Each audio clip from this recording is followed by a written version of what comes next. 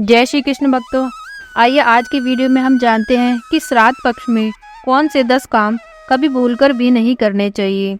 इस श्राद्ध पक्ष में मांगलिक कार्यों के साथ ही और भी कई कार्य वर्जित माने गए हैं। यदि वे कार्य हम करते हैं तो पितृलोक में आपका कोई पूर्वज है या अशांत पितृ है तो वे हमसे नाराज होकर रहते हैं, जिसके चलते आपके जीवन में कई तरह के कष्ट आ सकते हैं।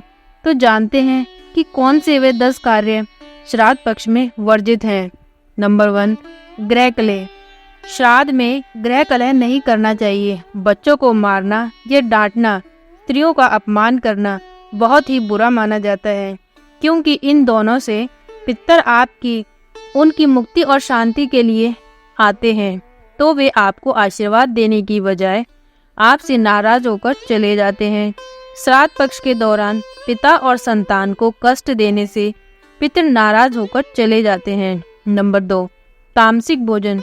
पितृपक्ष में शराब पीना, चरखा, मांसाहार, पान, बैंगन, प्याज, लहसुन, बासी भोजन, सफ़ेद तिल, मूली, लौकी, काला नमक, सत्तू, जीरा, मसूर की दाल, सरसों का साग, चना आदि वर्जित माना गया है। श्राद्ध में यदि कोई इनका उपयोग करता है तो पितृ नाराज हो जाते हैं। नंबर 3, मांगलिक कार्य। श्राद्ध के दौरान कोई भी मांगलिक कार्य करना, जैसे विवाह करना, गृह प्रवेश, दुकान का शुभारंभ आदि कार्य करना शुभ नहीं माना जाता। कोई नया कार्य न करें। पितृपक्ष के दौरान नए वस्त्र नहीं खरीदने चाहिए और ना ही पहनने चाहिए, क्योंकि इससे पितृदोष लगता है। इस दौरान इत्र का प्रयोग करना या किसी भी तरह के सौंदर्य साधन का उपयोग नहीं करना चाहिए। नंबर 4, बुरे कार्य करना। झूठ बोलना, सट्टा लगाना, गाली बकना, किसी के साथ छल कपट करना और ब्याज का धंधा करने से भी हमारे पितृ नाराज हो जाते हैं। श्राद्ध पक्ष में ब्रह्मचर्य का पालन किया जाता है। भूल कर भी स्त्री संग प्रसंग ना करें। दातून करना, पान खाना, तेल लगाना, भोजन करना, स्त्री प्रसंग, औषध सेवन और दूसरे का अन्न, ये 7 श्राद्धकर्ता के लिए वर्जित हैं। नंबर 5, नास्तिकता और साधुओं का अपमान। जो व्यक्ति नास्तिक है और धर्म एवं साधुओं का अपमान करता है, मजाक उड़ाता है, उनके पितृ उससे नाराज हो जाते हैं। नंबर 6, प्रातः और रात्रि में श्राद्ध करना। प्रातः काल और रात्रि में श्राद्ध करने से पितृ नाराज हो जाते हैं। कभी भी रात्रि में श्राद्ध न करें, क्योंकि रात्रि राक्षसी का समय है। दोनों संध्याओं के समय भी श्राद्ध कर्म नहीं किया जा सकता। श्राद्ध के लिए सबसे श्रेष्ठ समय दोपहर का कुतुब काल और रोहिणी काल होता है। कुतुब काल में किए गए दान का अक्षत फल मिलता है। नंबर 7, ये काम भी नहीं करें।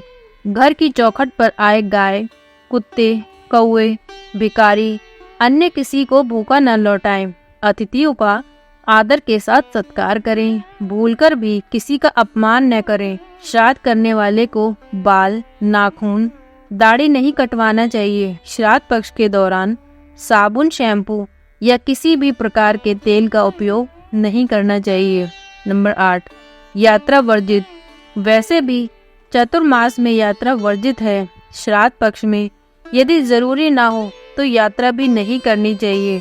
अर्थात दौहित्री, पुत्रा का पुत्र, कुतुब मध्य का समय और तिल, ये 3 श्राद्ध में अत्यंत पवित्र हैं। जबकि क्रोध, अध्वगमन, श्राद्ध करके एक स्थान से अन्यत्र दूसरे स्थान पर जाना, श्राद्ध करने में शीघ्रता, ये तीनों वर्जित हैं।